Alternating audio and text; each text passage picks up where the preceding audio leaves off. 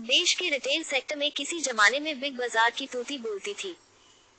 इसे ऑपरेट करने वाली कंपनी फ्यूचर रिटेल को खरीदने के लिए मुकेश अंबानी ने 24,713 करोड़ रुपए की डील की थी। इसकी ताकत का अंदाजा इसी बात से लगाया जा सकता है कि 900 अरब डॉलर के भारत के रिटेल मार्केट पर कब्जा करने के लिए दुनिया की कई कंपनियों की इस पर नजर थी। लेकिन आज हालत यह है कि इसे खरीदने में किसी की भी बड़ी कंपनी ने दिलचस्पी नहीं दिखाई है।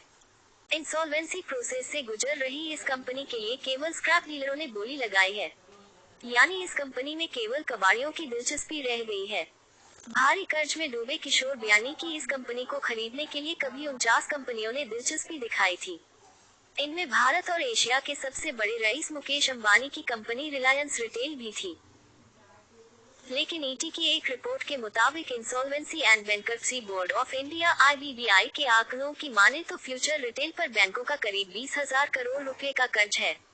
कंपनी के लिए केवल स्क्रैप डीलर्स ने ही बोली लगाई है। गुरुग्राम के एक ऑनलाइन स्क्रैप डीलर ने फ्यूचर रिटेल को खरीदने के लिए 550 करोड़ रुपए की सबसे बड़ी बोली लगाई है, यानी बैंकों को भारी नुकसान होना तय है। कभी बिग बाजार के देश में 1500 स्टोर थे, लेकिन आज इनमें ताला लगा हुआ है।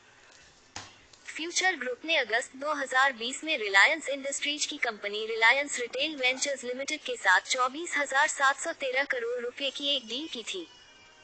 इस समझौते के तहत रिटेल, होलसेल और लॉजिस्टिक में एक्टिव फ्यूचर ग्रुप की 19 कंपनियों को रिलायंस रिटेल खरीदने वाली थी। लेकिन अमेरिका की दिग्गज ई कॉमर्स कंपनी एमेजॉन ने इसका विरोध किया।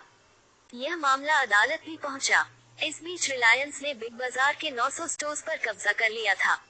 लेकिन आखिरकार पिछले साल अप्रैल में रिलायंस ने इस डील को कैंसिल करने की घोषणा कर दी।